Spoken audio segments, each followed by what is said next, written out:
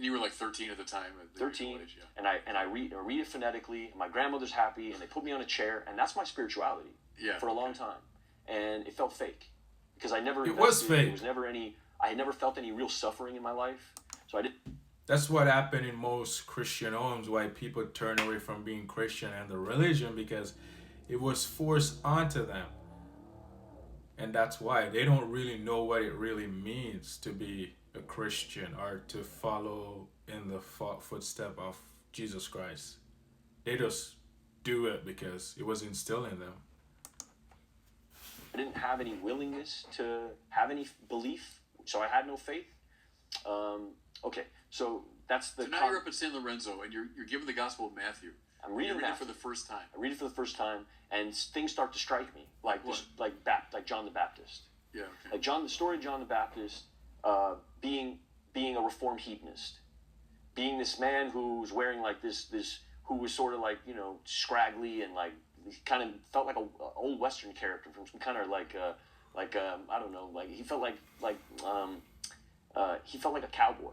Eating locust and wearing he felt like kind of rustic and strong and masculine. And my opinion of Christ at this point felt almost like I was reading about a Buddhist, like this very soft, fragile, all loving, all listening, but no ferocity, no romance. Then you hadn't read the Gospel. I hadn't read the Gospel. Romance. I just had these Beta that I had seen of like this very soft, more feminized. Yeah, yes. And so I hadn't had this idea of like the Old Testament Christ on a horse, cape dipped in blood, sword. I had none of that was in my lexicon of knowledge. So all I knew about was this very soft, meek Jesus, which didn't fit into my idea of what masculinity would be. I come from my dad was a Mongol biker. It's like it wasn't appealing to me. And then I read about John the Baptist, and it became quite appealing. The grizzle. Yeah, right. And then you get further into the gospel, and you start getting into like elements of this like redemptive. It felt like I started reading about a route. I started like reading a map, towards something that felt like let go. That's really what I got out of the Gospels. If I could wrap it up in 2 words, it was let go.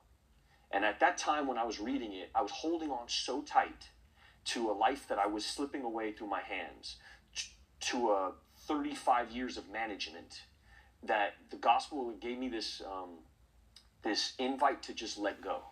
What never was appealing to me about Buddhism was this idea, like, if I'm in a boat and the boat is sinking and I don't know how to swim, Buddhism is a book that tells you, and read this and learn how to swim better. And at the time of my life, like, I didn't want to swim anymore. I had on the table. I was out of here. I didn't want to be alive anymore when all of this happened, okay? Shame like I had never experienced before. Kind of shame, you forget how to breathe. You don't know where to go. You can't go outside to get like a taco. Like, you don't want to go anywhere. And that's where you are when you're up there reading the gospel and thinking about the plain tide repeal. You're in that state. Yes. But I'm also in this deep desire to like hold on. Yeah.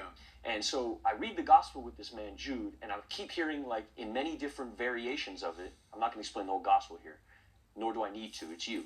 But I keep hearing let go. Mm-hmm. And to a person who's been gripping so tight for so long, it feels like, it just feels like, it's just, let go, man. Let the ego die. Let the pride die. Let the imagination die. Bring all thoughts into captivity.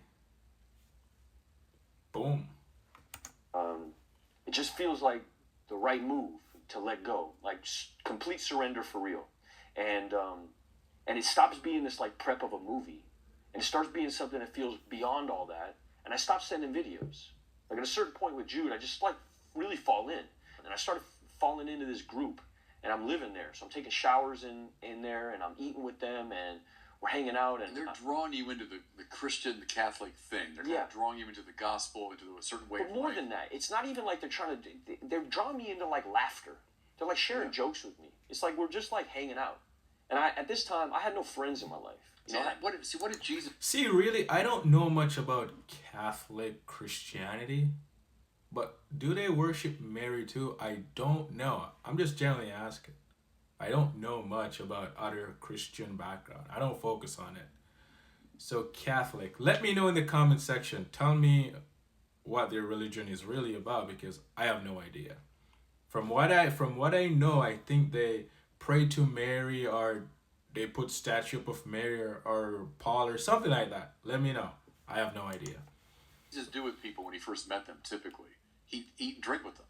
You know, so you think of Jesus when he's giving the Sermon on the Mount. Well, yes, he does, but the typical move of Jesus was, well, let's get around the table and we'll talk. Yeah. And he's talking to and sinners and tax collectors, and so that move of theirs, to kind of draw you in.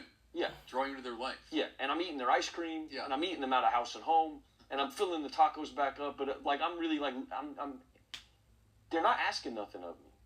They're not asking me to sign nothing. They're not asking me to do nothing or take pictures. I'm just sitting around, and I'm petting their cats, and I'm hanging out, Right. And but the lesson of, as you put it, let go, was coming through. Yeah, that's all I kept hearing. But not just let go, but reach out, right, to someone who's reaching out to you. The reach out had happened for me. Yeah. I was already there. I had nowhere to go. This was Yeah. the last stop on the train. There was nowhere else to go. In every sense, it was It's true. This is what normally happened, man. I'm telling you. I search, man. I search. And I was just fed up. I was fed up with everything. I was just done. And it's in that moment that you will actually know that God was always there with you, but you were so blind that you could not see.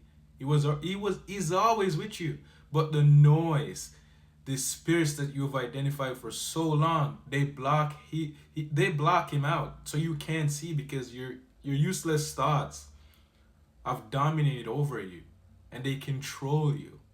And when you start seeing and understand that God was always with you, it's ridiculously crazy to know that he's always been there, but you could not see because of the evil spirits that have been passed down from your mom to you. Because your moms, they have no love. They have no love. They don't know what love is, not one bit. Remember that. I know now, my God was using my ego to draw me to him, was drawing me away from worldly desires. It was all happening simultaneously. Egos need to die. But there would have That been need to die. impetus for me to get in the car and drive up here if I didn't think, I'm going to save my career. And what happened to me when I got here is a switch happened. It was like 3-card Monty. It was like somebody tricked me into it. Yeah. It felt like. Not in a bad way, in a way that I couldn't see it. I was so close to it, I couldn't see it. I see it differently now because time has passed.